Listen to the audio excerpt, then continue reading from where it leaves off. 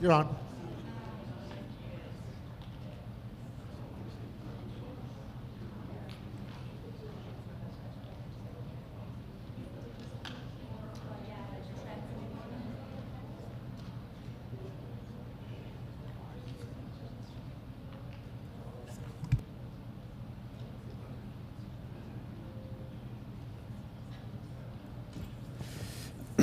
Good afternoon. Welcome to City Council. Today is Tuesday, February 4th. It says January on my sheet. Okay. It's approximately 1 p.m. I'm Mayor Eric Enriquez. Before we start, I wanted to mention that we have the ASL interpreters available here in the front if anyone needs. We'll start with a moment of silence for the brave men and women of our armed forces and also our local Las Cruces and police and fire department as they keep our city safe 24/7, 365.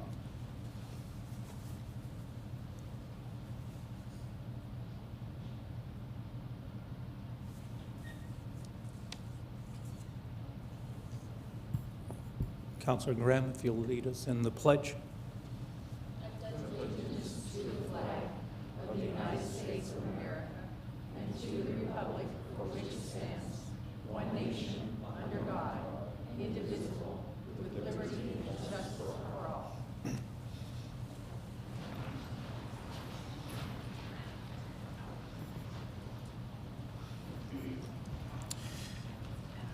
First on the agenda, we'll have our presentations and certificates of appreciation and proclamations by Councilor Grant.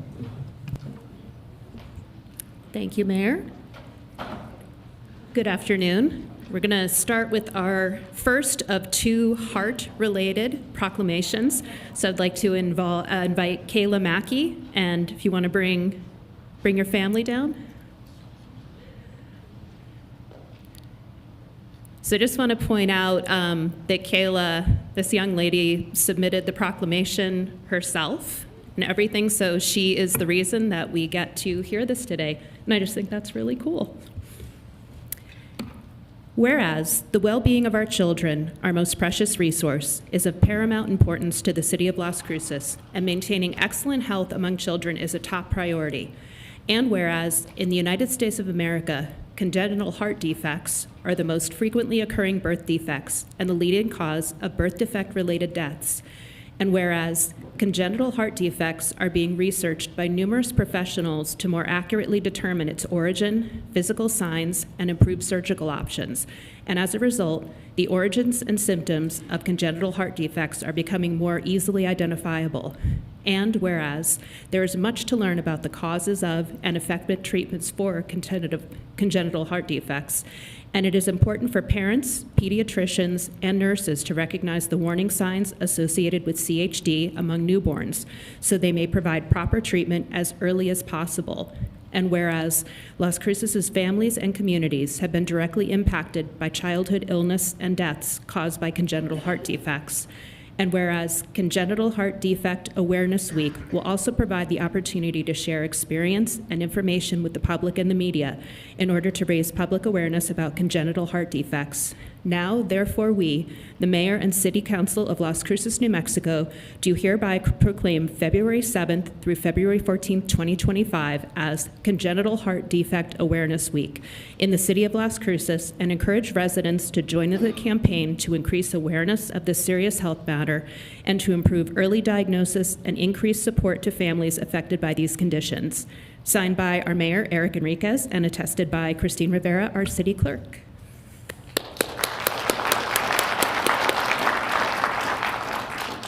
Hi, my name is Kayla Mackey. I'm 12 years old and in the 6th grade at Vista Middle School. I have CHD. I was diagnosed with CHD at 7 weeks old and had my very first cath at 10 weeks old. This has become a very important part of my life and a very special thing to be able to share. This has affected more than just my life. It has affected my parents, grandparents, siblings, etc. It is very important to me to talk to people about this and make sure they are aware about what we CHD warriors go through in our life. Whether it's the countless nights in the hospital, the countless checkups and surgeries, the fear and pain we go through, or all the blood work and tests, This is so important for people to have knowledge about, especially because we know how hard we have fought to be here today. Thank you so much for coming.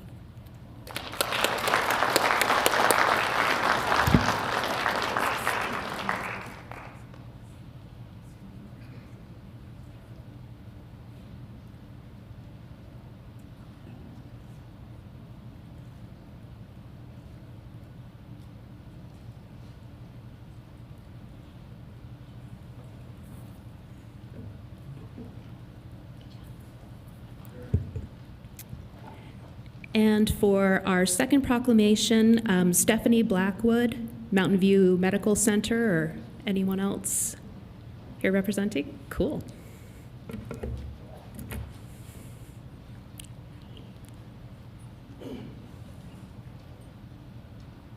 Welcome. Thank you so much for being here. Whereas the members of the City Council of the City of Las Cruces, New Mexico are always pleased to recognize those events which bring credit upon the community, and whereas every year February is declared American Heart Month and is a time to recommit to promoting better heart health, wellness, and prevention in our community, and whereas our very own healthcare heroes at Mountain View Regional Medical Center make it their mission, not only today but every day, to fight one of the country's most costly and deadly diseases. And whereas, by adopting a few healthy habits, we can all reduce our risk of heart disease, and we can reduce deaths from heart attacks by not ignoring early warning signs of chest pain, heart palpitations, shortness of breath, and sudden dizziness, and seeking medical care immediately. And whereas heart attacks can be different for men and women can have very different symptoms, which are often overlooked and can delay people seeking care. And whereas today we honor the healthcare professionals and heart health advocates who save lives through their mission to deliver safe, quality health care and every day put themselves on the front lines to fight against heart disease. Now, therefore, we, the Mayor and City Council of Las Cruces, New Mexico, do hereby proclaim February 2025 as National Heart Month in the City of Las Cruces, New Mexico, and urge all citizens of this community to recognize and reaffirm our commitment to fighting heart disease by living heart-healthier lives.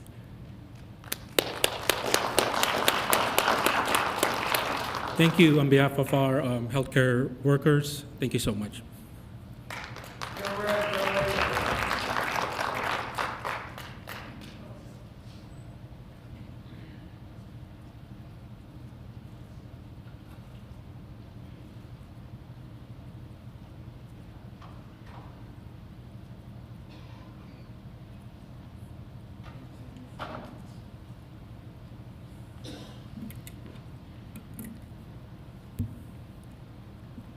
Okay, and finally, who's here from the accounting team from the City of Las Cruces? Come on, come on.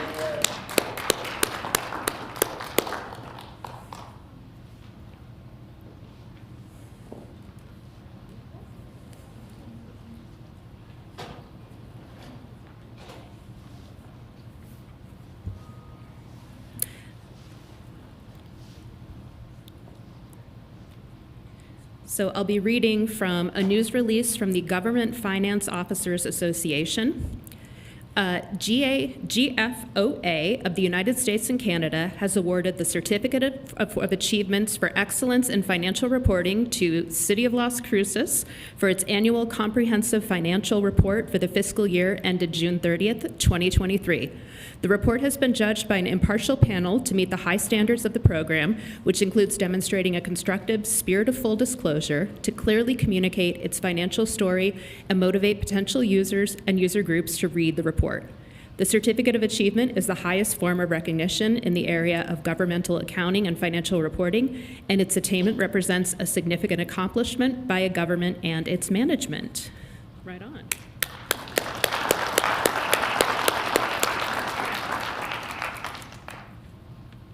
Good afternoon, Josie Trevino. I'm the comptroller. I wanted to say a few words. This time I had to write it down because I get my words all twisted. So, good afternoon, members of City Council. My name is Josie Trevino, comptroller. I'm happy to be here today to celebrate an important achievement, the FY23 ACFR Award from the GFOA. This award shows the great work of our accounting and treasury staff, and I want to thank them for their hard work. Preparing the act is no small task. It is a demanding process that takes approximately 5 months to complete, involving thorough attention to detail and adherence to stringent standards. Besides the annual audit, our staff manages their regular responsibilities, ensuring the city's financial health in compliance with state and federal deadlines. It is a period marked by immense pressure and tight timelines, yet our team rises to the challenge with unwavering commitment and professionalism. See what I mean? I want to thank each member of our staff for their hard work, dedication, and resilience. Your efforts are truly appreciated, and this award is a result of your excellence.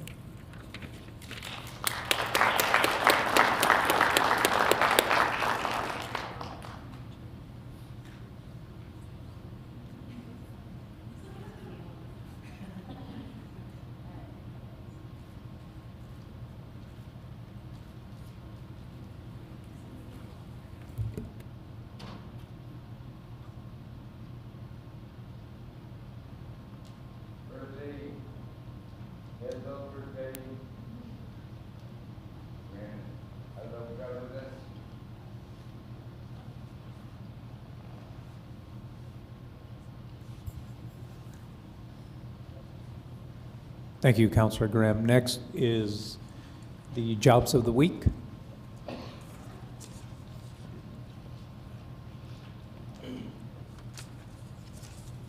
Good afternoon, sir. Hi, thank you.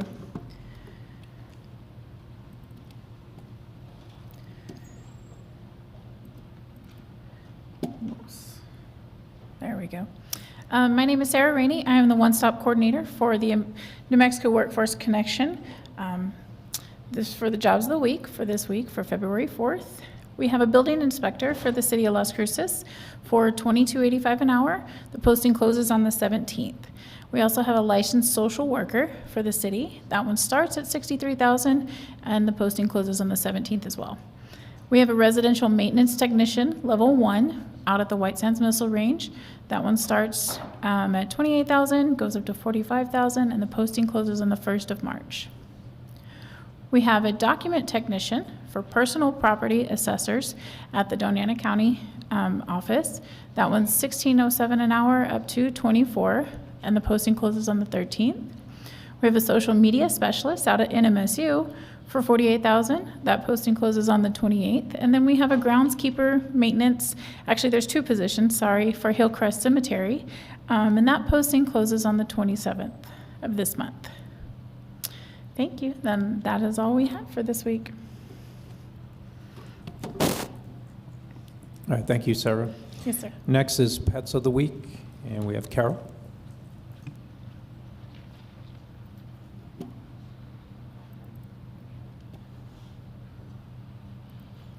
Good afternoon. I'm Carol Nilsson with the Animal Services Center of the Mesilla Valley, the digital content specialist.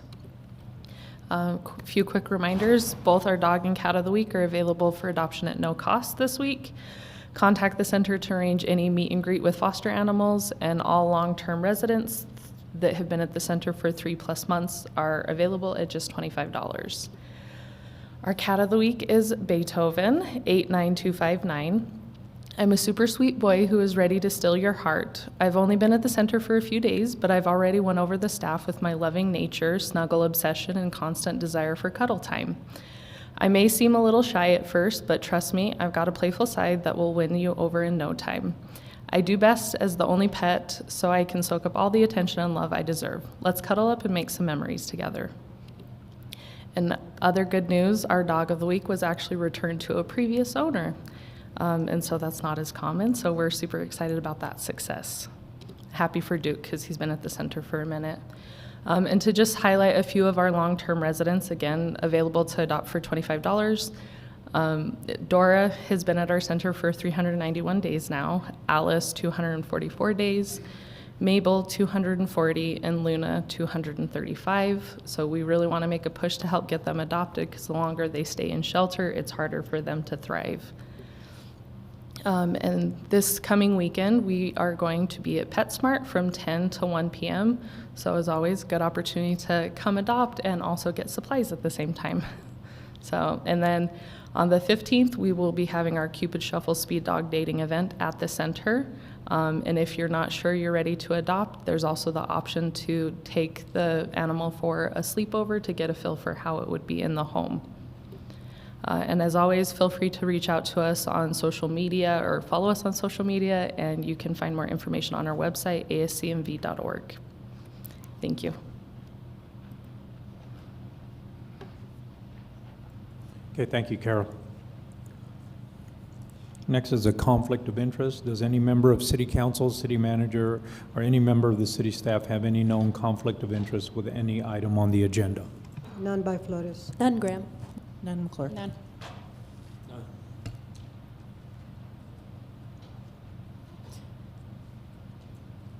Next is public participation. Katrina will come down and usher anyone that wants to come and speak. You're allowed up to 3 minutes, no pending litigation or items on the non-consent.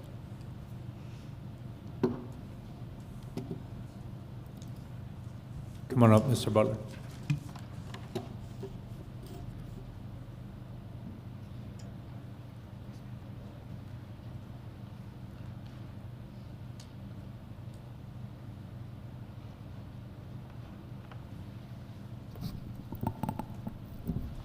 My name is Robert Lee Butler. You spell that B-U-T-L-E-R, Las Cruces. My opening statement is, let's hear for the Aggies. You get the ticket now. Why you can't ASAP? They're winning. UTEP coach is feed us. All right, my body. Bill Matisse will not hear the last, never hear the last of it. If you, this administration, does not put animal care on their trucks, if you don't do that, Bill Matisse will be very upset with you. I'm sure of it, because I volunteered for him.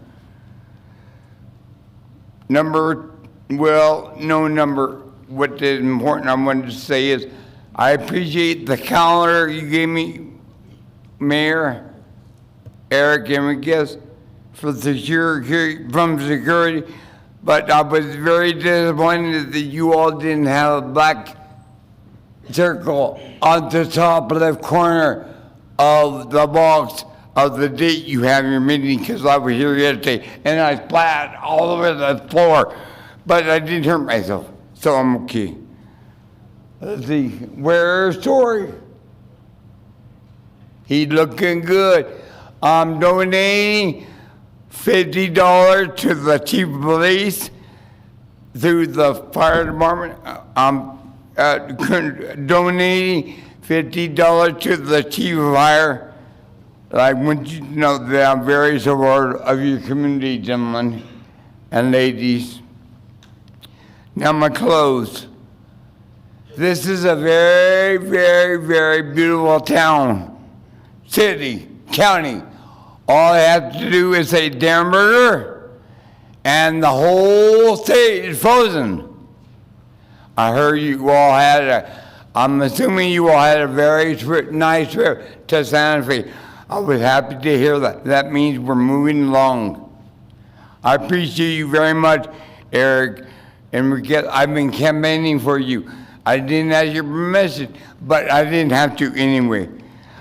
I'm gonna watch the Aggies win. I hope everybody else does too. Thank you, Bill. Thank you all.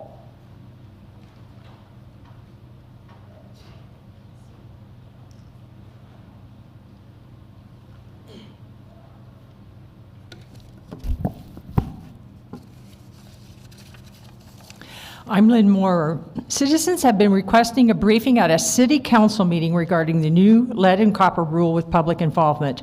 Here are 52 signatures on petitions further supporting the request. The briefing in November at a city council meeting was flawed and didn't provide any opportunity for the public to ask questions or make comments. It needs a do-over. I've explained privately in writing to a staffer in the city manager's office an additional reason why the briefing needs to be at a city council meeting. City councilors have been going about providing false and misleading information about the rule. The briefing is needed for both city councilors and the public. Notwithstanding our requests and my private explanation, the city manager has sent out a notice of some other kind of meeting, a notice that falsely implies that lead is a minuscule problem. It's unfortunate that because of this misguided notice, it's become necessary to discuss this bluntly in public. The people of Las Cruces are harmed when city councilors make false representations about something that is critical to public health. As EPA says, there is no safe level of lead in drinking water. It's a matter of great importance when EPA says it's mandatory to get all the lead out. It's not just guidance from the EPA, as one councilor is falsely saying. The rule is not optional. It's something that must be done to protect public health, regardless whether you consider this an unfunded mandate. It's dangerous for a councilor to falsely tell people on a radio show that if a property was built after the 70s, there's virtually no chance their pipes are lead. In reality, lead pipes were not banned until 1986, and lead plumbing fixtures weren't banned until 1998. Her assertion is completely false. Even if councilors have no sense of embarrassment about displaying ignorance, the public is harmed because some people might believe they're inaccurate public pronouncements. The councilors' need for education regarding the facts about the rule and the true situation in Las Cruces is greater because of their role as public figures who have more powerful microphones. If residents believe a councilor's falsehood that they don't need to do anything if their pipes were installed after the 70s, they're put at risk inexcusably. To make it crystal clear, the briefing needs to be at a city council meeting, live streamed and recorded, so that all councilors are obligated to attend. The hope is that they will learn enough to stop saying false things publicly about the lead and copper rule and its implementation in Las Cruces. With respect, whether you want to or not, you all need to learn enough to avoid or stop doing damage to the public well-being. The public needs the briefing too, so that false information can be corrected. They also need an opportunity to ask questions of experts and provide comments to councilors, so a much higher level of understanding can be achieved by everyone. As elected representatives, you all bear the responsibility to overrule this misguided decision by the city manager. Please do this on behalf of the public, which is looking to you for leadership on this critical public health issue. Thank you.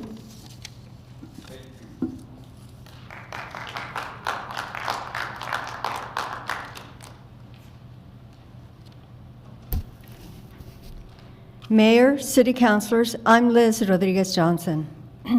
It was deeply disturbing to hear the city manager's ostensible action in the form of an apology at the end of the January 21 City Council meeting.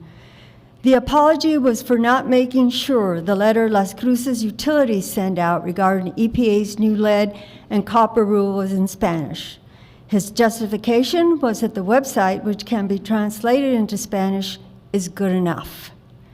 This is despite the fact that most water users don't even know that Las Cruces Utilities directed a website about the new rule, or that the new rule has been issued, or what it's about. Without receiving a letter in Spanish, Spanish speakers will not know that they even need to hunt down a city website.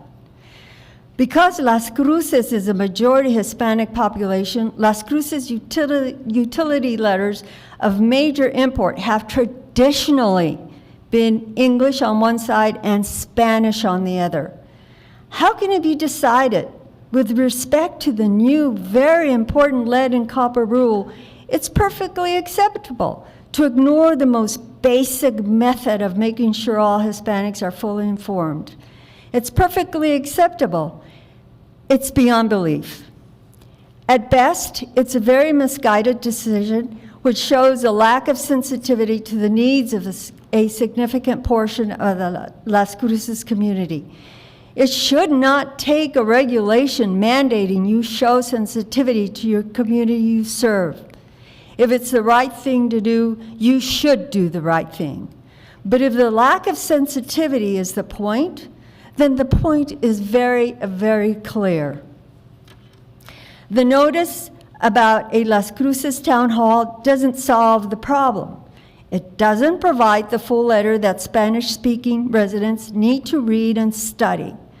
The notice doesn't alert anyone in English or Spanish why the lead copper rule is important or the potential health implications.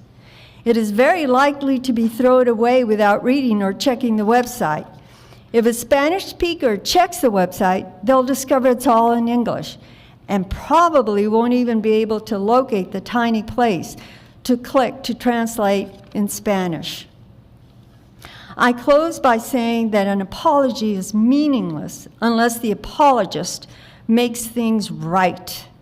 Las Cruces Utilities needs to send out the letter in Spanish immediately. The longer the city resists this, the more disrespect you show, not just for the non-English speaking Hispanic community, but for all of the Las Cruces community. Thank you.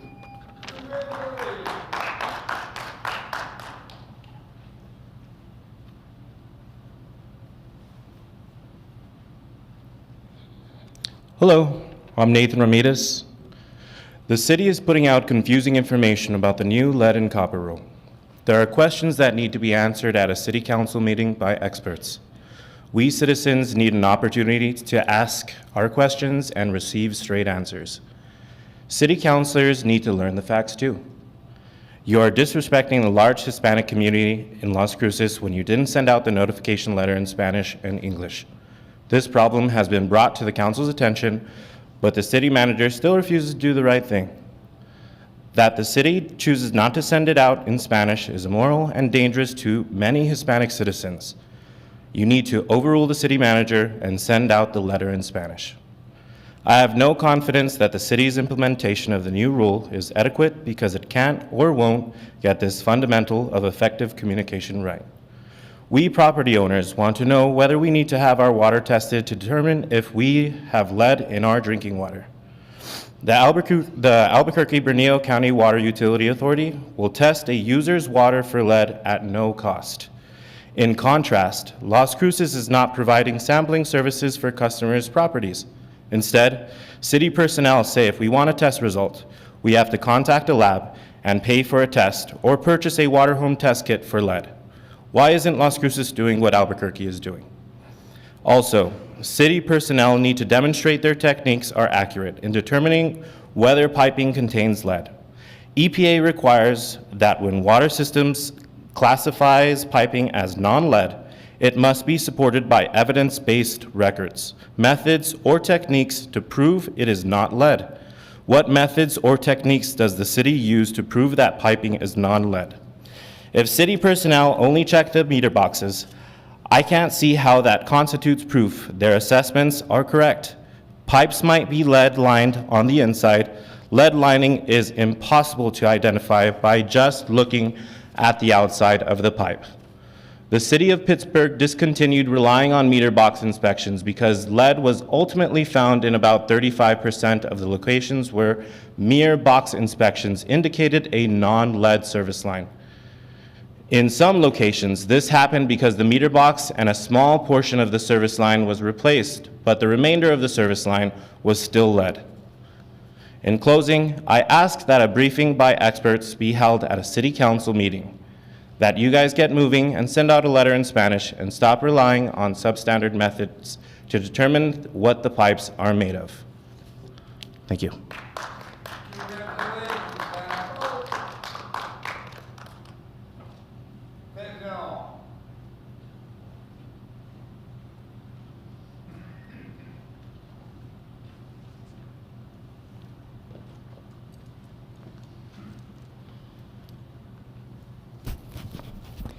Mayor, Council, Juan Garcia. I quote, U.S. Code Title 8, Section 1325, improper entry by alien. Any alien who, 1, enters or attempts to enter the U.S. at any time or place other than as designated by immigration officers, or 2, eludes examination or inspection by immigration officers, for the first commission will be fined under Title 18 or in prison not more than 6 months or both. End quote. Sooner or later, we learn choices in life come with a price tag, as simple as mouthing off to your mom and quickly learning of her zero tolerance policy. Or maybe when you thought one more drink wouldn't hurt and find yourself behind bars missing your kids, and updating your resume. Consequences, they don't care about excuses. Or having elected officials attempt to justify illegal actions, as we see our progressive friends doing so today. Even though politicians from both parties created this immigration mess, at the end of the day, individuals make the call, and they have to live with what comes next. Political excuses for illegal entry into this nation is not the solution. It's a slap in the face to those who invested blood, sweat, and tears to migrate legally.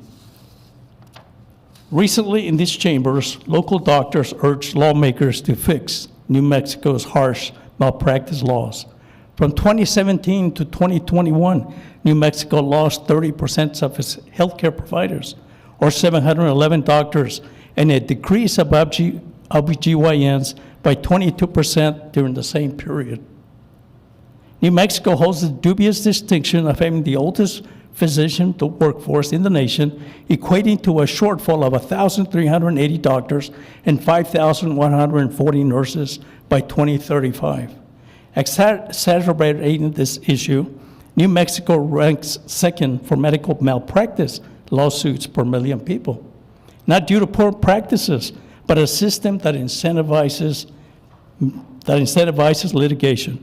The insurance loss ratio is a staggering 183% compared to the national average of 73.5. For every 100 in premiums, insurers pay out 183.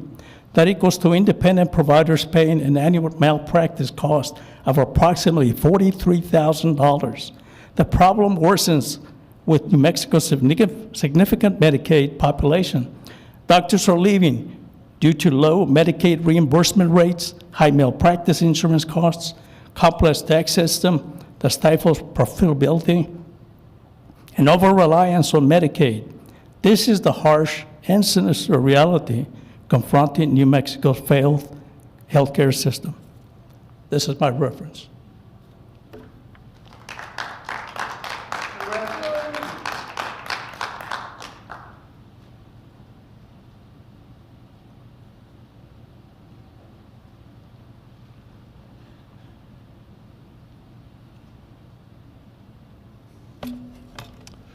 Good afternoon, Mayor and City Council.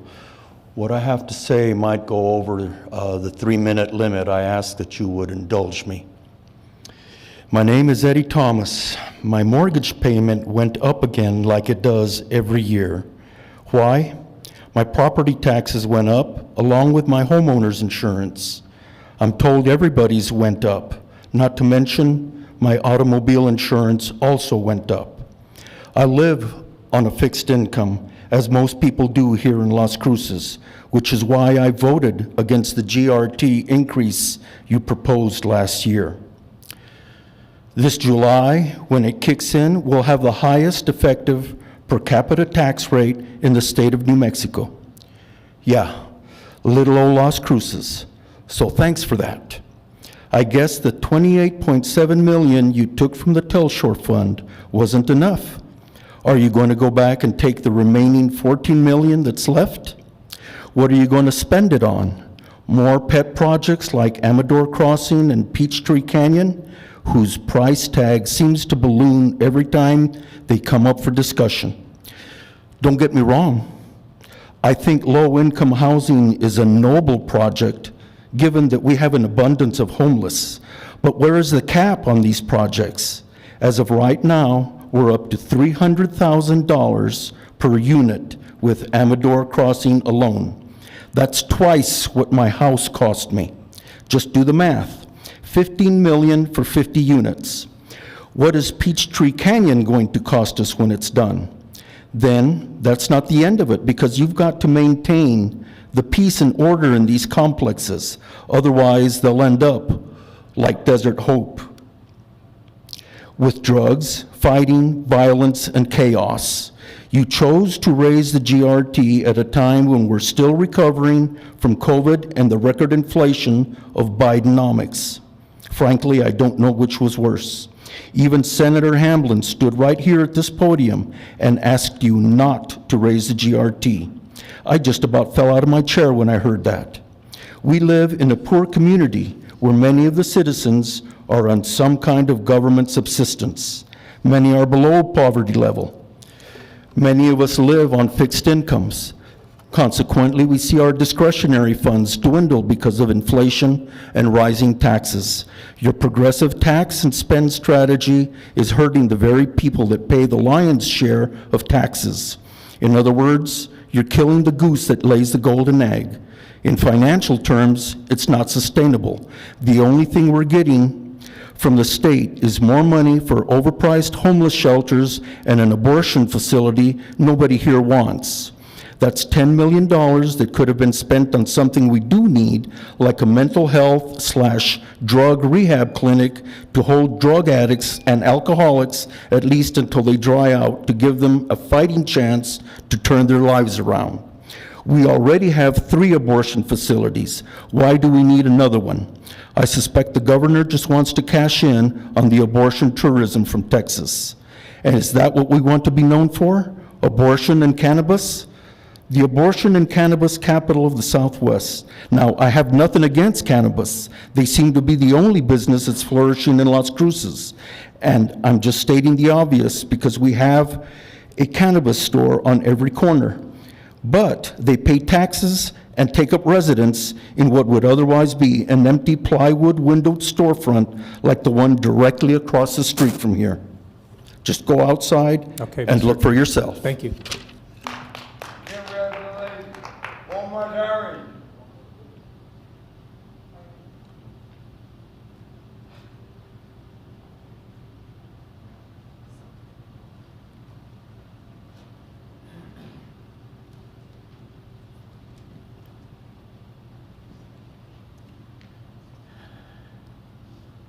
Hello. Mayor, may I speak on the proposed new zoning ordinance?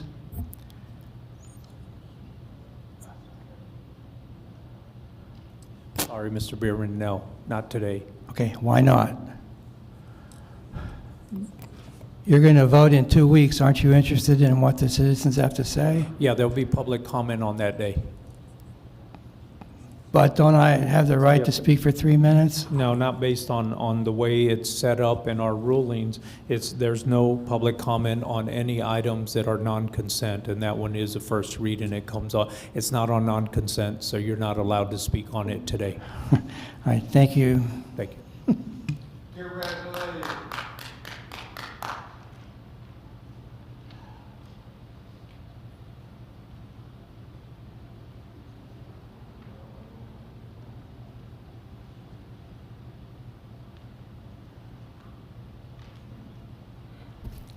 Good afternoon. My name is Lisa de la Paz. I'm a resident at the FYI community that's next to the Community of Hope. I'm here representing the residents of that property. We are tired of what's being done, and not being done, I should say. The fact that you do not give the police enough ammunition or equip them with the proper training to deal with the unhomed that are next door to my window. We are right across from Calichi's on Valley.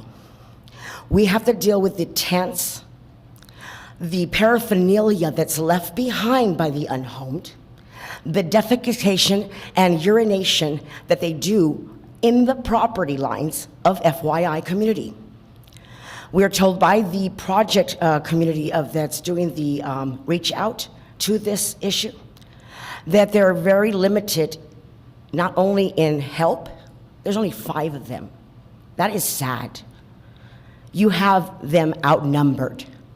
Your police force is outnumbered by the unhomed. Forget about the criminal activity from others that are not unhomed. The unhomed alone have caused so much, excuse me, because I'm getting emotional, because I have a granddaughter who's 4 years old, and the community that I live in is nothing but children. And we're talking about children that are in high school, middle school, and elementary, even to my granddaughter who goes to school right up next door to Calichi's at the Children's Garden on Valley, which is a preschool and daycare. They constantly have to ask me every day, how's your situation over there? Because they can see it from their windows of their office. The unhomed have even left paraphernalia in our property where our children play. None of us feel safe there anymore. They have torn the fence to get to the community of hope. I have been told that this property should have been placed where there's another Camp Hope. And that Camp Hope should have been placed where we're at. It would make a difference to place a family community with other residents, not a Camp Hope amongst residents, or a residence of families in a community of unhomed that are drug addicts. They are not just drug addicts, they're mentally incapable to take care of themselves. They're a danger to themselves and others. They fight with weapons. I have videos of them trespassing into our property, going through our little homes with baseball bats and poles and whatever items, knives. I've been attacked there in the 1 year that I have lived there. I've been attacked more than once by the unhomed. They have broken into my window, destroyed the window where I have to have it replaced now by FYI. The city went to go do a city inspection and I showed them, this is my view. I'm sorry, but please do something about it. These children do not need to be growing up watching and feeling like they can't even go outside and play in their own yard that's been gated. Please do something about it for us. This is out of control. In the 1 year that I've been there, it has gone worse, worse. And if you guys can please put a crosswalk or school crossing, school zone for that children's garden, because the cars go through there speeding every day. Or put an officer to see what's going on out there. You guys have my vote in anything that you do, but please, please help us. Thank you. Thank you.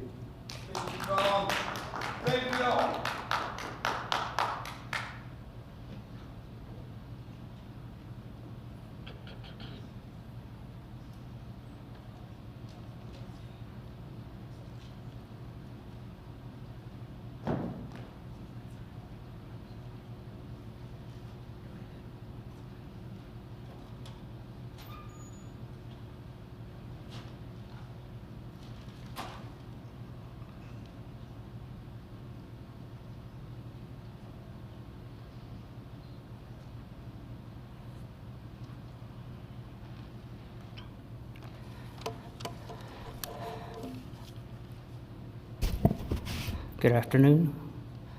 My name is Lonnie Montgomery, and I'm a follower of Jesus Christ. And today, I want to get some questions answered or ask them, and if you can figure out what you want to do. And the first thing I want to know is... Sir, could you speak a little louder and directly into the microphone? Yes, sir, I will. Thank you. Thank you. Thank you for your help. I want to know why you are for the 15-minute village.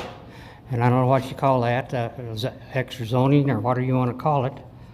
But do we really need to make all neighborhoods open to any kind of dwelling? Housing like duplexes, apartments, or mobile homes, or trailers? Therefore, are you against single-family housing?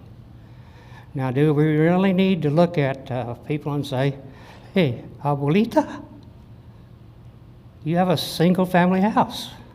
You don't need that. We need it for affordable housing. Or, what about that land behind your house, abuelito? Do we need it? Yes, we need it. Any place you want to fill in, you have a fill-in clause according to the city, and you can fill it in with apartment housing. Do we need open housing? Why? Will we walk more, as some people say, and drive less, and get better acquainted with our neighbors?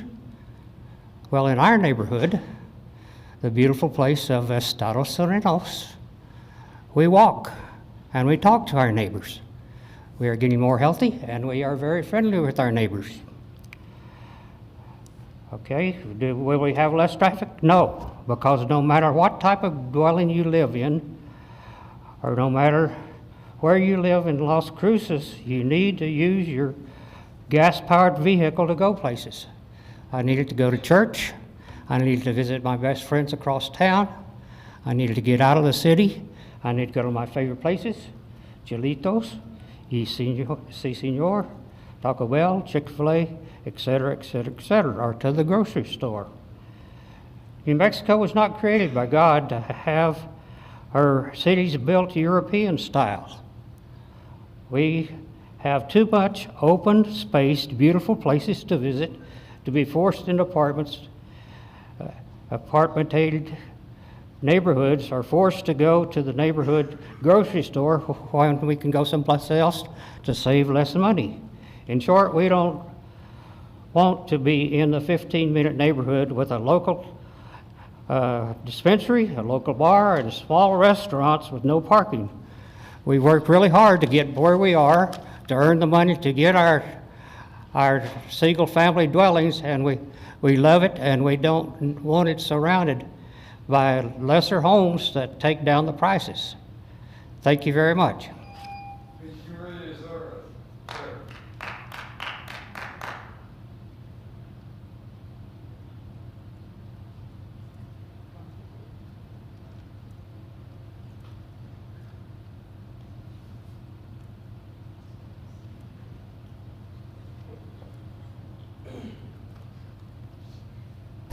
My name's Jim Hurst, and I'm deeply concerned about what I've seen in the news lately.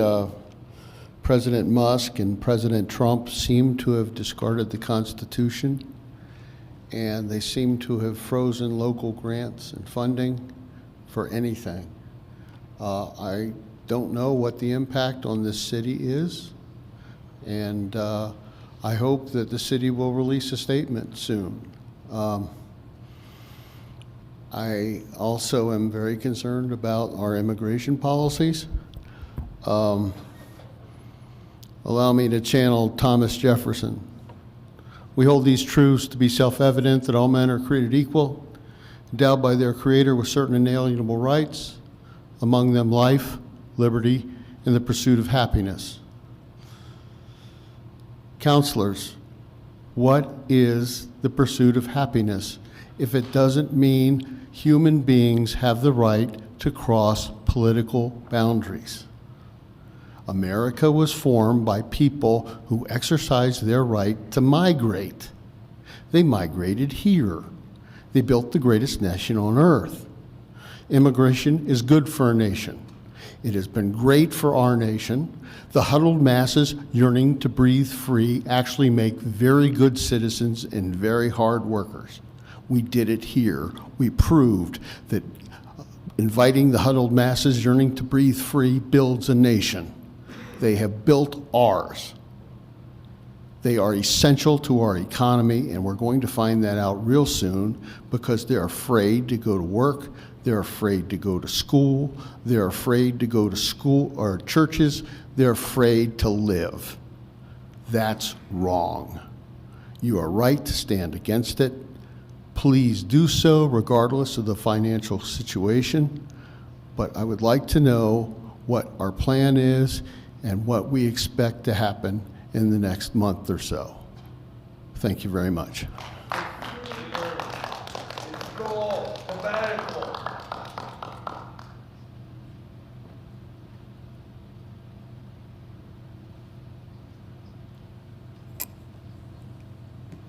Okay, thank you. All that concludes our public participation. Next is a closed meeting statement for today, February 4th, 2025. City Council met in closed session at 11:05 a.m.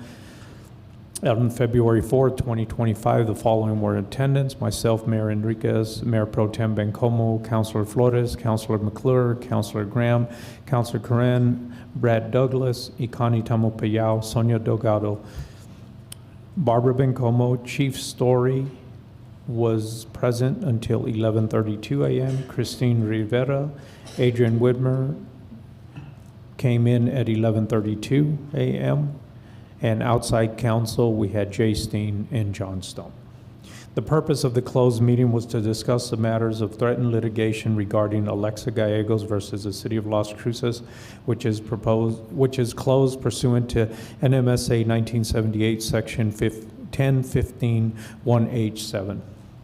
The other was to discuss pending or threatened litigation regarding Texas versus New Mexico and Colorado, original number 141, which is closed pursuant to NMSA 1978, sections 1015-1H7. We were adjourned at 12:18 p.m.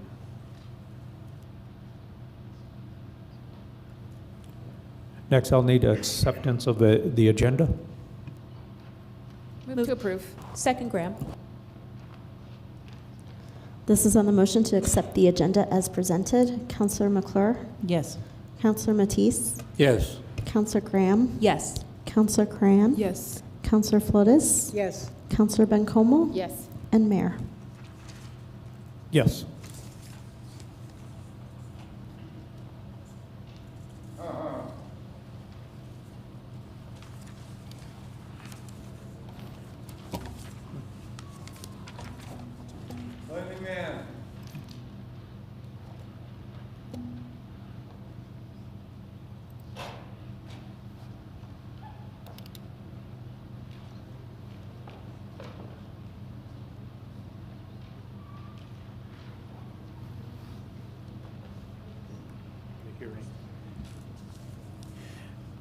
Yeah, we'll start with item 8.1, public hearing required for resolution 25-091, a resolution approving the request of a transfer of ownership dispenser liquor license.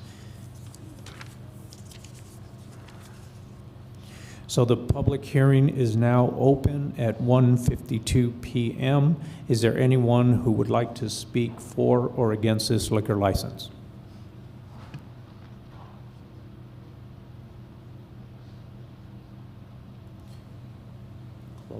Seeing none, the public hearing is now closed at 1:52 p.m. And I need a motion. Move to approve. Second.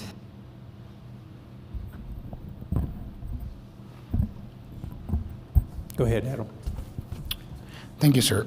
Adam Ochoa, Community Development. For the record, we have before you is a proposed liquor license for a location known as the Nacho Shell, located at 2512 East Loman Avenue. This is the application is essentially just transferring the ownership of the liquor license from one entity to another entity. This is for liquor license number DS000381 with package sales only. It is a transfer between the current ownership, which is Brewer Oil Company, to the new ownership, which should be the New Mexico Company Operations LLC. The Alcoholic Beverage Control Division sent preliminary approval to the city on December 6th of last year. Staff did request an extension in order to meet the requirements for notification and to bring it before City Council. Extension was granted by the ABC. All reviewing staff reviewed, saw no issues with the proposed application.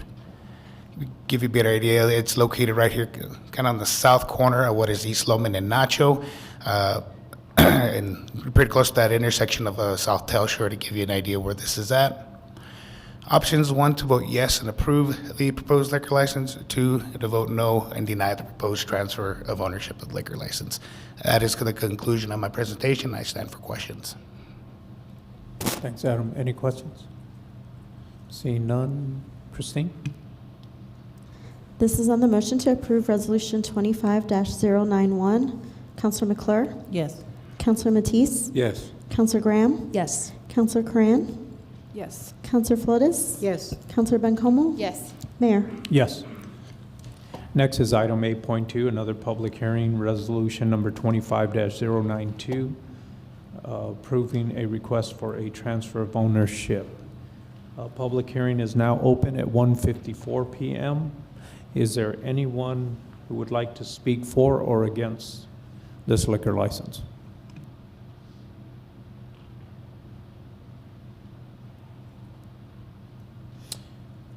Seeing none, the public hearing is now closed at 1:55 p.m. Move to approve. Second. Go ahead. Thank you, sir. Again, this is another proposed transfer of ownership for a liquor license for a location known as the University Shell, located at 1305 South Solano Drive. This is a transfer of ownership, again, from what is Brewer Oil Company to the New Mexico Company Operations LLC of liquor license number DIS 000074 with package sales only. Again, city did receive preliminary approval on December 6, 2024 from the ABC. Request for extension was requested by staff and was approved by the ABC. Majority of all reviewing staff saw no issues with the application, minus the issue of the minimum 300-foot separation from a religious institution. There's one roughly about 188 feet to the east. But council has the authority to waive that requirement and approve if seen no health, safety, or welfare issues with the proposal. Property shown here on the southeast corner of what is Solano Drive in Idaho. Religious institution seen is located right around here, just east of the subject property. Your options is 1, to vote yes and approve the proposed transfer of ownership of that liquor license, or 2, to vote no and deny. That is the conclusion of my presentation. I stand for questions. Thanks, Adam. Any questions? Councilor Flores? Thank you. Thank you for your presentation. Did you ask the church how they felt about the proximity of a liquor license in that location? Councilor Flores, Mayor, letters were sent out to all property owners within 300 feet of the subject property, making them aware of the proposed liquor license.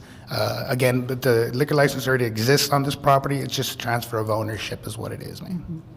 But a transfer of ownership also gives them the option of saying, no, we just... That is correct, ma'am. But you didn't get any responses on that? There was no public input at all, no, ma'am. Thank you. Thank you, ma'am. Seeing no other questions or discussion item? This is on the motion to approve Resolution 25-092. Counselor McClure? Yes. Counselor Matisse? Yes. Counselor Graham? Yes. Counselor Cran? Yes. Counselor Flores? Yes. Counselor Bencomo? Yes. And Mayor. Yes.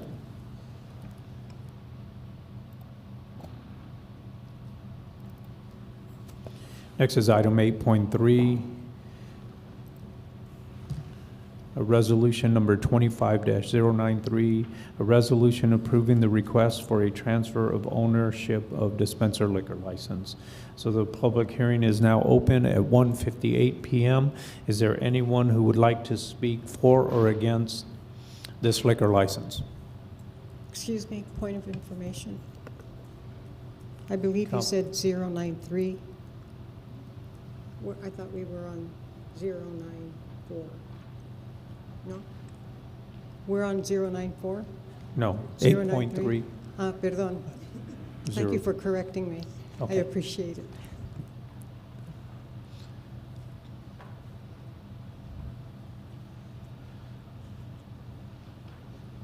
Yeah. Seeing none, the public hearing is now closed at 1:58 p.m. Move to approve. Go ahead, Adam. Thank you. Adam Ochoa, Community Development, for the record again. This is another transfer of ownership of a liquor license for a location known as the Country Club Shell, located at 2901 North Main Street. This is a transfer again from Brewer Oil Company to the New Mexico Company Operations LLC of what is dispenser liquor license DIS-000272 with package sales only. Again, the ABC did provide preliminary approval to the city on December 6, 2024. Staff requested an extension in order to meet all advertising requirements. That extension was approved. All reviewing staff saw no issues with the proposed application. Property shown here, north side, I guess northwest side of between Temple and Main Street. Around Main Street I haven't talked about that one yet, so yeah, it's right on Main Street here and Temple. So your options: 1, to vote yes and approve the proposed transfer of liquor license, or 2, to vote no and deny. That is the end of my presentation. I stand for questions. Councilor Matisse. I know some changes have occurred in the cost of the liquor licenses. Do you have any idea what the liquor licenses cost today? Councilor Matisse, Mayor, there have been changes that the state has done themselves, including the name of certain liquor licenses as well and how they're numbering them now. The actual cost, unfortunately, I'm not aware of. The city's fees have remained the same, but I'm not aware of any changes that the state has at this time, sir. Thank you. Yes, sir.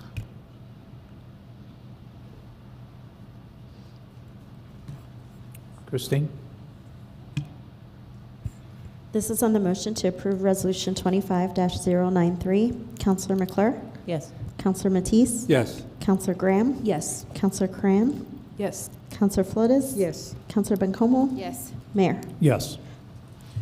Next is item 8.4, resolution number 25-094, a resolution approving the request for a transfer of ownership of dispenser liquor license. A public hearing is now open at 2:01 p.m. Is there anyone who would like to speak for or against this liquor license?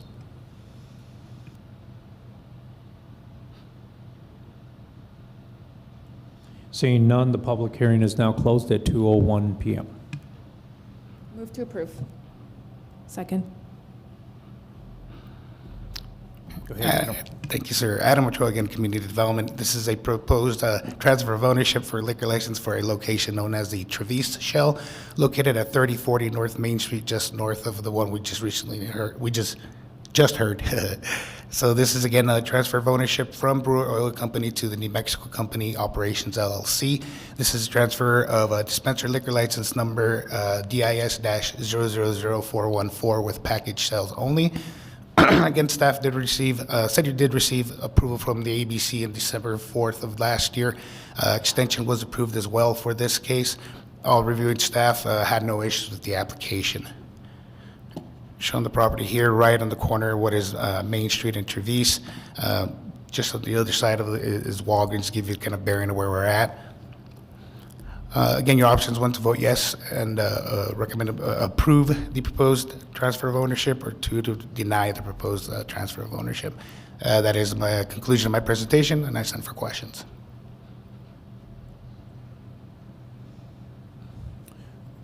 Seeing no questions or discussion, Christine? This is on the motion to approve Resolution 25-094. Counselor McClure? Yes. Counselor Matisse? Yes. Counselor Graham? Yes. Counselor Cran? Yes. Counselor Flores? Yes. Counselor Bencomo? Yes. And Mayor? Yes. Next is item 8.5, resolution number 25-095, a resolution approving the request for a transfer of ownership of dispenser liquor license. A public hearing is now open at 2:03 p.m. Is there anyone who would like to speak for or against this liquor license?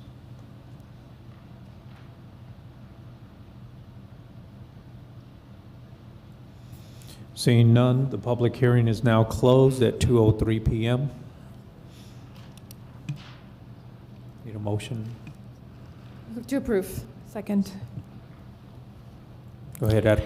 Thank you, sir. One more time, Adam Ochoa, Community Development, for the record. This is a transfer of ownership of a liquor license for a property, or for a business known as the Holiday Shell, located at 2645 South Valley Drive. Again, this is transferred from Brewer Oil Company to New Mexico Company Operations, LLC, of what is dispenser liquor license number RET 000005, with package sales only. Again, the Alcoholic Beverage Control section of the state did provide preliminary approval on December 6th of last year. An extension was requested by staff for a hearing, and that was approved. All reviewing staff saw no issues with the proposed application.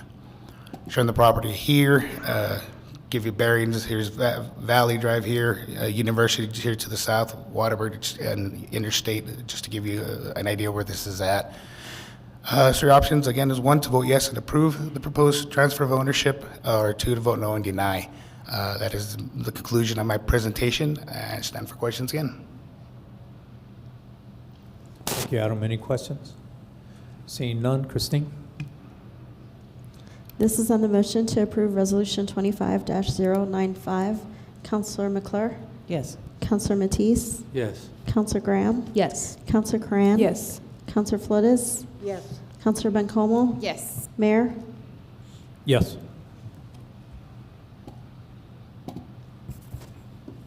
Thank you. Next is item 8.6, resolution number 25-096, a resolution urging the New Mexico legislature to create an alcohol harms alleviation fund to reduce alcohol-related harms in our communities. Move to approve, Graham. Unironically seconded. Timing. Go ahead, Sergio. Good afternoon, Mayor and City Council. City Council. Excuse me. My name is Sergio Ruiz, Policy Analyst for the record. Today, I'm bringing forward a resolution to urge your support for advocating the creation of an alcohol harms alleviation fund. New Mexico has bared an annual cost of over $2 billion due to alcohol-related harms, which equates to more than $1,000 for every resident. It's 1 in 5 deaths among adult New Mexicans linked to alcohol. The proposed fund will establish a sustainable source of funding dedicated to prevention, harm reduction, treatment, and recovery services. And additionally, it would provide support to those harmed by individuals struggling with alcohol-related issues. We request that the state legislature support the creation of an alcohol alleviation fund. That concludes the presentation. These are your standard council options, and I stand for any questions. I also have Ms. Kai Miller representing Ms. Athena Huckabee, and I also have Matthew Glodemans, and he is a legislative aide for Representative Ferrari as well. Thank you, Sergio. Any questions? Councilor Craig. I have a quick question. I know that there are several things being discussed in the legislature. This is really just a support for the general idea of considering something that addresses alcohol use sort of as it relates to income that might come from alcohol taxes. Is that, am I understanding that? Not a specific proposal, but more of a general support of an idea, right? Yes, I believe so. Okay, thank you. I just wanted to clarify that it's sort of like our other legislative priorities, as we see what the bills are, we figure out and try to give support along the way. So just checking. Thank you. All right, thank you, Councilor Flores. Thank you. Thank you, Sergio, for your presentation. I know that Representative Ferrari is very much against drunk drivers. She and her husband, Rich, have been, were initially about 10, 15 years ago, very much involved with DWI, stuff. But my question is, has Mrs. Ferrari or Representative Ferrari or anybody else in the legislature, does anybody else support this? Yes, Mayor, Councilor Flores, apart from Representative Ferrari, we also have Senators Antoinette Cedillo Lopez and Senator Shannon Pinto that are supporting this initiatives. Perdón, ¿cómo? It's Senator Antoinette Cedillo Lopez and then Senator Shannon Pinto as well. Okay. And do you know whether any proposed legislation has been drafted? Last year, there was 2 legislative pieces, HB 179 and SB 147. Unfortunately, it was vetoed by the governor.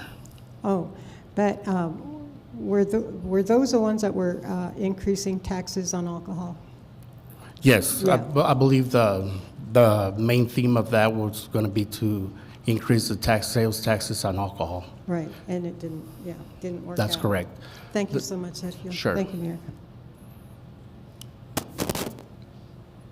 Thank you. Did anyone from Ferrari or Athena want to say anything, add to? Quiet! Mr. Butler. Good afternoon, Mayor Pro Tem, City Councilors. My name's Kai Miller. I'm a licensed therapist and substance abuse counselor. I'm also a recovering drug addict and alcoholic. Just here to urge you to support the resolution. New Mexico's had the highest rate of alcohol-related death in the country since 1997. Even before that, we ranked first, second, or third every year since '81. And while much attention has been given to the opioid crisis, rightfully so, alcohol still kills New Mexicans at twice the rate of overdose deaths. Alcohol-related harm isn't just about health, it's about the very issues we struggle with every day, like we've heard about today: crime, homelessness, mental illness, child abuse, domestic violence. And if we're serious about addressing the crises, we can't just ignore the alcohol factor. The price of alcohol today will determine what our communities look like in the years to come. Right now, we're doing the opposite. By failing to adjust the taxes for inflation, we're effectively making alcohol cheaper. The choice has consequences. I hear over and over that we don't have enough treatment beds. I see firsthand as I work with people and help them navigate a complicated and inadequate system of care. Although in Las Cruces, we did just open a 54-bed inpatient treatment facility, and it opened in September. I'm currently working there as a licensed therapist. Even those motivated to get help, the resources often don't exist. So I ask, where do those who speak loudly about crime, safety, and homelessness think the money is going to come from to fix the problems? Right now, every taxpayer is already paying about $1,000 a year to cover the cost of alcohol-related harm. And for that, we get the worst alcohol death rates in the country. So it's not working. Instead, let's shift that burden and make those dollars go towards prevention, treatment, recovery. An alcohol tax increase would ensure that those who drink the most contribute the most, not just to offset harm, but to fund real solutions. It's not just a tax, it's a common sense public health measure that will save lives, protect our communities. Just asking for your support in this resolution to push for action at the state level. Mayor? Yes. Councilor Matisse? Yes. Could you just tell us more about the 54-bed? Yeah, I can. Thank you. It's owned by Summit Behavioral Health, the same people who own Peak Behavioral and our Crisis Triage Center. So right now we do up to 90 days inpatient treatment. We're taking primarily only Medicaid at this point. We opened in September. We're not at full capacity, like functioning at full capacity yet. We have 25. We still have quite the waiting list. I don't think we're going to have a problem filling every bed. The major issue, I mean, it's just a systemic problem. We're getting a ton of homeless people. We're getting a ton of people released from jail who are still homeless, and once they complete the program, then the next step is where do they go from there? The housing issue. There's not enough sober living homes in town. I think that even an alcohol tax, if it generated the revenue that it might, we could support some sober living homes, we could support some more aftercare options, which has been shown to promote long-term sobriety. I'm a product of that myself, so. Thank you. Yeah, of course. Councilor Flores? Thank you, and thank you for your presentation. So what effect, say we were to approve this as a body, what impact would it have, or where does it go from here? Where and how? Help. Hi, Councilor and Mayor. My name is Matthew Gladmans. I'm a District Legislative Aide for Representative Ferrari. She did a fantastic job of explaining a lot of the stats. As far as kind of the ins and outs of the bill, that's what's being worked on right now, and I do want to give some clarity. There's also Representative Liz Thompson and Representative Wanda Johnson that are co-sponsors of this, and they're working with other legislators as well to kind of get the sausage-making process figured out. As far as revenue for the state goes, it would come from potentially two different sources. One could be an excise tax, which has not been raised since 1993 on alcohol sales, and the other would come from a sales tax. And those numbers are being worked out. Could bring as much as $200 million into the state for treatment, for tribes, for pueblos, for local DWI funds. Matt, is the, by the way, good to see you. You as well. So, is there some movement out there that indicates that this will be supported? I know last year's proposals, they kind of butted heads, and it didn't, the two groups. neither one of them went Counselor. anywhere. Yeah, the two groups are working together to kind of do a hybrid bill. Heavens to Murgatroyd. Yeah, and something I'd be happy to share with you and anybody who else may want a copy of it as well is that there is a hybrid bill proposal back in December to the interim, get the name right here, Stabilization and Revenue Committee. And so again, it's kind of, I think, the percentages that are being worked out right now, but the groups are working together, and I think they're So it looks like at least it'll get to the floor and hopefully get voted on. I mean, and that's the hopefully- dream, right? Yeah. Great. Yeah. Well, we can dream. I Yeah. mean, America was built on a dream. I mean, that's the goal, and that's why it's kind of being worked out right now, and that's why, unfortunately, I can't really give any concrete revenue projections. Right. But it could be as high as 200 million. Great. Thank you, Matt. Thank you so much for your work. Thank you. And good luck on your continued recovery. Thank you. Mayor Pro Tem. Thank you. I wasn't sure if that was going to be your public comment or not. I know that you came up to answer your question, and I don't want to cut into that, but I do just want to reiterate Councillor Corrin's point, because I generally have a hard time voting on something like this when there's no bill yet, there's no piece of legislation yet that I haven't been able to read to say support or not. But I just want to reiterate that this is in support of the idea of creating some sort of fund to alleviate, to support with programs like what you're talking about. So I just even wanted to say that for myself and for the public, because again, there is no piece of legislation that has been formally introduced yet, right? There is still time, but I did want to make that note. Thank you. Congratulations. We're good? Okay. Christine?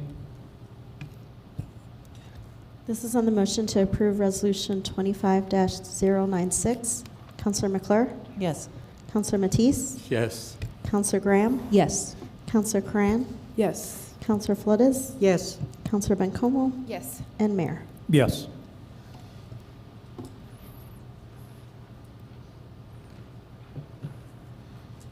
Thank you, Sergio.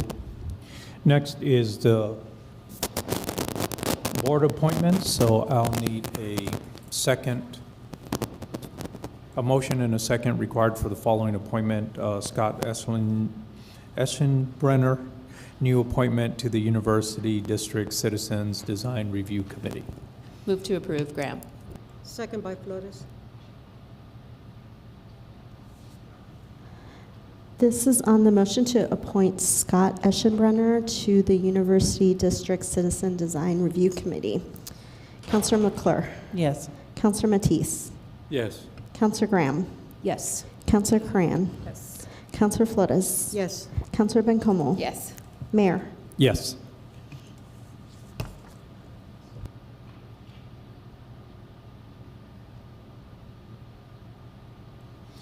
Next is the notice of a proposed ordinance. There would be no public discussion. A counselor may ask staff for clarification on the proposed ordinance. Council Bill number 25-019, ordinance number 3090, an ordinance repealing chapters 32, 33, 34, 35, 36, 37, 38, 39, and 40 of the Las Cruces Municipal Code in its entirety. Bring it forward.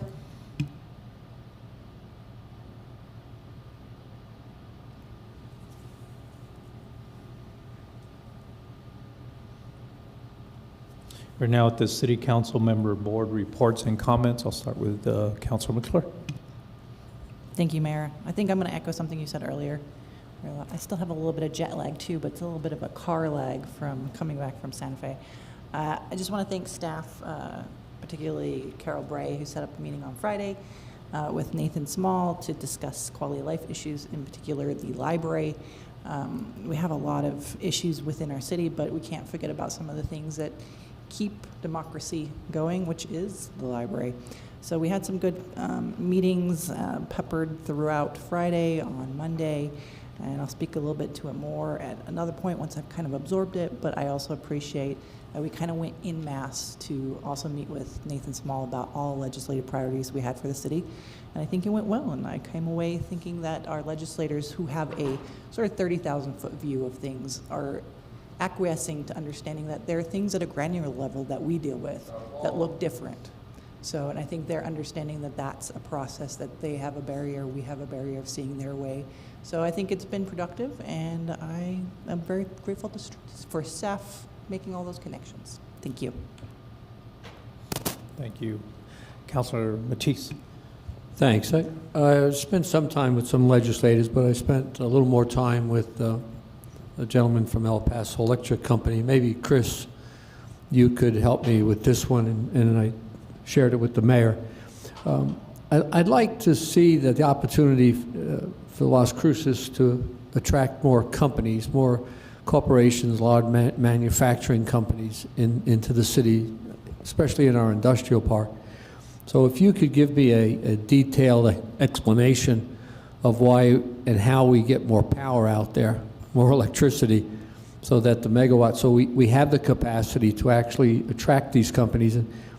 And the reason for my priority on this is we have unhoused, we have people that don't have jobs, we have people that need jobs, and maybe it could be a dual purpose. If we could create bigger companies to where they could hire 400, 500, 600 people like Santa Teresa and El Paso is doing, maybe we could also create some jobs for those that need the jobs, and rather not be in panhandling or working for money, because there's no jobs here. There's not enough. And so jobs to me is a big priority right now. More jobs, better paying jobs for the city of Las Cruces. And I'd like to see that growth. And then with that growth, we would be able to have more housing, because these people would be able to afford a home. So if Chris, you could help me with that, Mayor, Council, maybe a priority for the industrial park to attract some bigger and better paying jobs. I'd appreciate that. And I need to know about this power issue that I believe it was Rico Gonzalez brought out. We can't wait till 2029, 2030. I don't know what year he gave me. At 78 years old, I can't have looking down the road 10 years. I'd like to see something happen in 2025. Thank you very much. Thank you, Mayor. Thank you, Councilor. And we'll continue to push on EPE. Councilor Graham. Thanks. Echoing Councilor McClure on all fronts, I too am tired, but very, very grateful for the time I got to spend in Santa Fe, and especially for our staff, the group that I got to go around with, Christine, Ikani, Chief Story was there, JC, Chris, but an especially big shout out for Assistant City Manager Sonia Delgado. Sonia, you're like, what? No, you know when you have that person that anticipates every question you're about to ask and then just kind of quietly slips a piece of paper in your hand with all of the answers on it, and then you kind of look like a baller even though you're not. And Sonia, I just absolutely appreciated the way that you were arming us with the information that was prepared at exactly the right time, and it made me look way smarter than I actually was. So shout out to all staff, but especially to Sonia. I just noticed your care and commitment over the weekend, and I wanted to shout it out. Thank you. Thank you. I also wanted to shout out the staff who really supported us in giving us all of the materials that we needed to make meaningful cases in Santa Fe. We were there a little bit earlier last week. We didn't enjoy all of the parties that you guys did, word on the street. But I really, especially in our case, Natalie joined us as well for earlier in the week, and we really had very impactful conversations along with Nicole Martinez from Community of Hope, who really was just finishing the point in time count related to homeless folks in the community. And so I think that those conversations, as we continue to talk to all the legislators, are really powerful. And also, I just want to say that Las Cruces is really considered a place where we're doing, I want to say, everything right. We're really working on every level of addressing housing, homelessness, employment, zoning reform, and it was good to meet with legislators and administrative folks who see that Las Cruces is the place where we can be leaders in the state, even if they forget that we exist like 90% of the time. At least we're over-representing in terms of what we do. So I really appreciate the staff, especially who helped prepare us for that. I do want to really quickly talk about the lead and copper thing, since clearly I'm the one that needs to be educated on that particular topic. We do have that set up for March 4th. The community will be able to participate. I will be there getting educated, so it's as was requested. Here in City Hall from 6 to 8, March 4th, right? There will be a bunch of experts from both city utilities and state level environmental health folks, and an ability for the public to engage on those questions. So it is addressing it in a more thorough way, I think, than would happen at a city council meeting in any case, since we can't really have conversations in city council meetings, as has been alluded to. So this will be a good place to have those conversations, and I will be there to learn. So thank you for setting that up. Thank you, Councilor Crank. Councilor Flores. Thank you, Mayor Enriquez. I'm so mean. Huh? So I wanted to raise the issue that I was going to say Senator Matisse. Councilor Matisse brought up. I know that I've been the liaison to the Airport Advisory Board, and one of the things that we have, and it's peripheral to the industrial park, but it's that area, and there's been a lot of presentations on, and planners that have looked at it.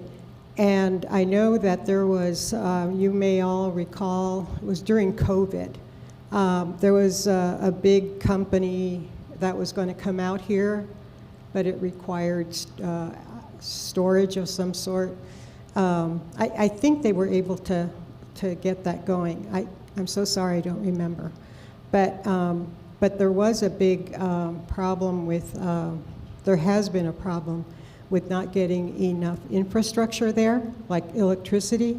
And I know that when Ivo was city manager, he, with his vast experience and all, he actually met with EPE. I don't know if it was Rico, but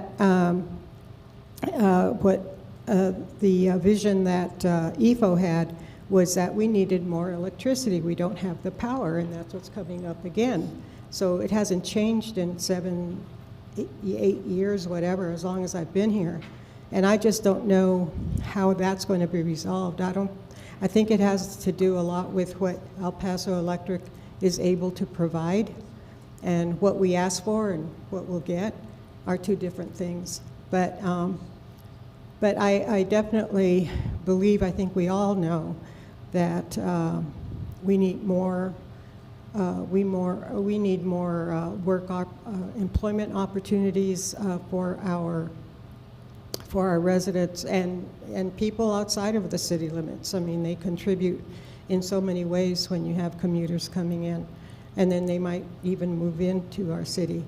But that's just something that I wanted to put out there, and I think that, I know Chris Faber and Elizabeth, I think, are aware of that situation. Or maybe you were in different departments at that time, I don't know. But that's something that, that we definitely need to look into in terms of getting more power. And, but I just want to say that Rico mentioned to Councilor Matisse that we needed more power presumably electrical power.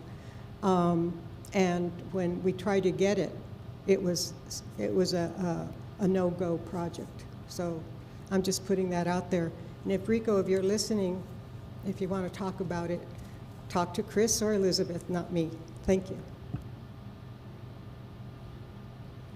Thank you, Councilor Royce. Mayor Pro Tem? Hi, everyone. Welcome back from Santa Fe. I also want to thank staff and Larry specifically for supporting Councilor Corn and I while we were in Santa Fe last Thursday.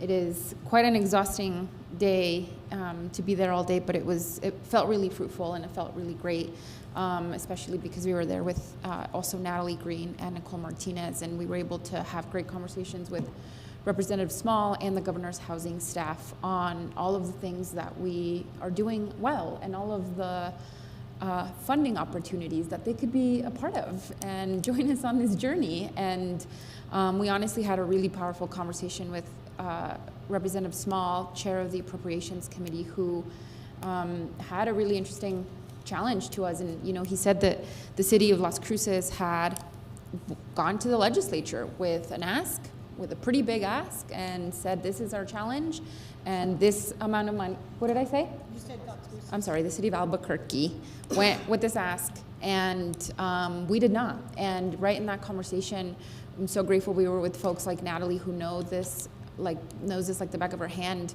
And we, were able to say, if the city of Las Cruces were to get $10 million, we'd be able to complete a significant portion of our housing projects that we currently have planned, that we currently have the infrastructure for. And so today, a couple of us will be giving comment during the Appropriations Committee to make this ask and hopefully get that additional $10 million coming to the Las Cruces Affordable Housing Trust Fund. So be on the lookout for that. It's just, I think going to the Roundhouse is really overwhelming, and that's why I'm so grateful to be able to go with someone like Larry Hornan, our lobbyist, so that we can have these kind of very productive conversations about not only our capital outlay priorities, these kinds of priorities, and of course our policy priorities, which, by the way, I'm very late to this, but the New Mexico nmlegis.gov website has a great tool called My Roundhouse, where you can create your own account and then be able to follow specific pieces of legislation. I currently have it filled in with legislation like HB4, which is criminal competency, several key pieces of legislation on housing, immigration, and something that I really wanted to put on our radar because it absolutely needs to be is Senate Bills 1, 2, and 3. It is the single largest investment in our behavioral health system that I have ever seen. And those bills are good, important, and powerful, and we should be keeping a close eye on them as well, as they will have a very large impact on our community, but the entire state as well. I was able to join Chief Story also last week to give public comment in support of HB4, the criminal competency legislation. And I'm sure that will be that's moving very quickly, as is my understanding all public safety pieces of legislation are. And then the last thing I wanted to talk about was, Mayor, and City Manager, I would like to request a work session conversation on a ordinance that I shared with some staff already that was passed in Albuquerque a few weeks ago. They passed a bill that creates penalties for landlords who have vacant and dilapidated buildings in a select area of downtown. Up until recently, I thought perhaps that's not something we could do, but it did pass in Albuquerque.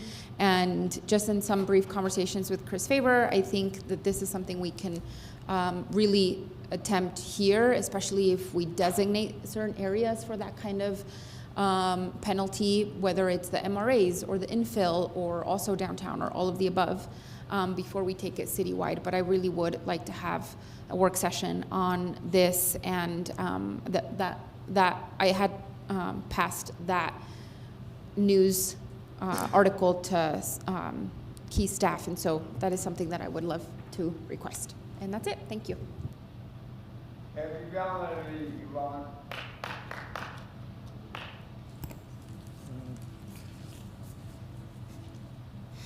Okay, well, thank you all. Just again, I just want to note and say thank you to staff and council for great representation up in Santa Fe, and especially during the Las Cruces days. I think there was a lot accomplished, a lot of visits, a lot of requests, a lot of input, trying to justify the needs that we have here in Las Cruces. So I thank you all, especially council, for being out there and participating and representing, and staff as well. Also, we had great presentations and participation from all Las Cruces. We thank the chamber for setting it up, but we had hospitals, Mountain View Memorial Medical, we had Las Cruces Public Schools, NMSU was there, the Burrell College was there, Doña Ana County was there, and it was great to see how many people really care about what we all want, and that's a better Las Cruces. It's a better Doña Ana County.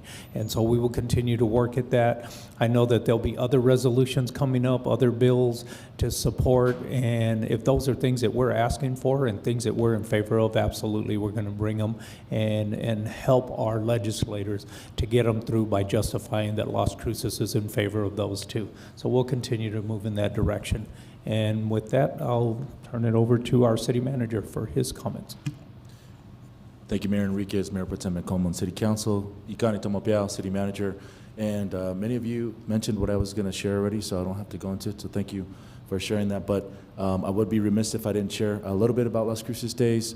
I do appreciate the 14 people and delegation that went from our library museum team. I do have to represent for the community in collaboration because we can't do it without you all. This is the Friends of the Library and Museum Foundation, along with our executive quality of life staff and our library staff and museum staff. Thank you so much for making the time to go up. Every legislator or representative that we met with during this past weekend mentioned how impressed they were about that delegation, about the library. So there's a lot of momentum, a lot of positive vibes with the library museum. So great job. And then also, every time we met with legislators, they were, it felt like we were all in line. We intentionally, years back, when EFO was here, I was new to the state, he was new to the state, and we were trying to figure out what is the strategy to the roundhouse and trying to figure it out. Not saying that we solved it, but working together in collaboration, not only during Las Cruces Days, but also throughout the year. It's all about relationships. These legislators, they're humans. They have passions, they have priorities, and these are things that what they've told us early on is come connect with us throughout the year. Not just us as executive staff, but you as counselors, you as elected officials, your connections are so important, so critical, and together with foundations and Friends of the Library and museums and others that I haven't named, I just want to say thank you for your for being intentional. So I take that as a huge win. Later this month, funds will be appropriated to legislators, and they have asked us to come back and return and continue to be in the forefront, and I know others have already put that on your calendar. So just want to let the community know and those in the audience that there is intention coming from the dais, and we appreciate the guidance and direction from the elected officials. Last, I'd like to give recognition. We have our new finance director. I'll share just a brief bio on her, and then we'll ask her to come up and share a few words with you all. But she's here in the audience. Her name is Leslie Doyle. Our new finance director has over 25 years of experience in governmental accounting and financial management, most recently serving as the Chief Finance Officer for Deming Public Schools. In 2004, Leslie joined New Mexico State University, promoting over the years to various positions, including Director of Accounting and Financial Reporting. Since 2017, Leslie has worked as CFO for the Deming Public Schools, school district in southern New Mexico, serving large at-risk population. In this role, she managed the school district's budget and oversaw all finance-related departments, including financial reporting, cash management, payroll, accounts payable, and procurement. She played a crucial role in analyzing and implementing school board policies, providing financial training to district administration, and working with the finance advisors to issue long-term debt. Leslie's educational background includes a Bachelor of Accountancy and a Master of Business Administration from NMSU. So, Leslie, as you walk up and share a few words, I would be remiss if I didn't share appreciation support for Laura as well. Laura Holguin, if you'd like to stand up for everyone to recognize you, round of applause for her. I would like to take the opportunity at this time to recognize her for her assistance as the interim finance director as we took weeks and a few months to select Leslie. And there's various candidates. It was a great selection poll, but we appreciate the smooth transition. Thanks to Laura, we couldn't have done it without her. Great thing is she is our deputy director in finance, and she'll continue to be there. And she's ensuring a smooth transition. We appreciate you so much and your contribution. Thank you, Laura. And at this time, Leslie. Thank you. Mayor, Mayor Pro Tem, councilors. Leslie Doyle, new finance director. I started with the city of Las Cruces actually as a co-op way more years ago than I would like to admit.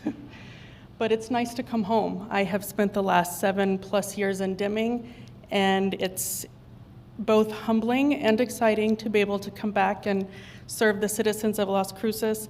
I will say I am very impressed by the staff, as is evidenced by the award that was received, and I am looking forward to working with each of you, and please reach out with any questions. Thank you. Yeah, thank you, Leslie, and welcome. I apologize. There's one more. Housing, fantastic news as well. City of Las Cruces is receiving huge recognition here, and thanks to our housing department. We will be recognized at this year's National Community Development Association conference in Washington, D.C. for the role it played in the expansion of Casa de Peregrinos Food Pantry using Community Development Block Grant CDBG funds. The city will receive the Audrey Nelson Award on February 7, 2025. The award was named after Audrey Nelson, the first Deputy Executive Secretary of NCDA, to recognize exemplary use of CDBG funds which address the needs of low, moderate income families, homes, and neighborhoods. The award celebrates her legacy and impactful work in organizations that continues her mission of creating stronger, more equitable and inclusive communities. So we won this award, and Natalie will be receiving this on behalf of housing. So a round of applause for Natalie and the group. Thank you so much.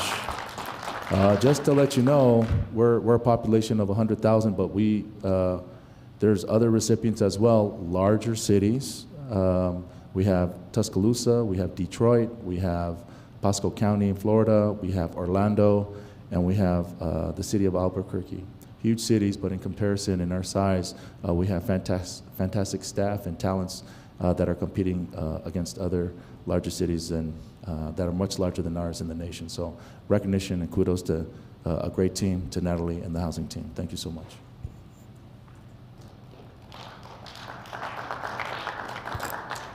Yes, congratulations, Natalie. Thank you.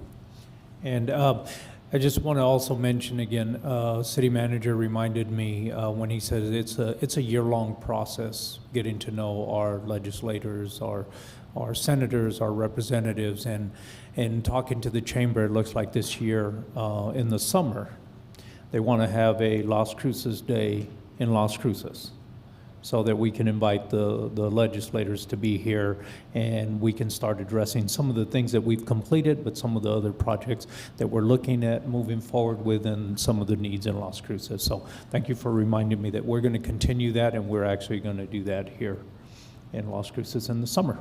Yes. Thank you. Thank you, Mr. Butler. And with that, move to adjourn. To adjourn. Second. So moved. This is on the motion to adjourn the meeting. Councillor McClure? Yes. Councillor Matisse? Absolutely, yes. Councillor Graham? Yes. Councillor Cran? Yes. Councillor Flores? No. Yes, of course. Councillor Bencomo? Yes. And Mayor? Yes.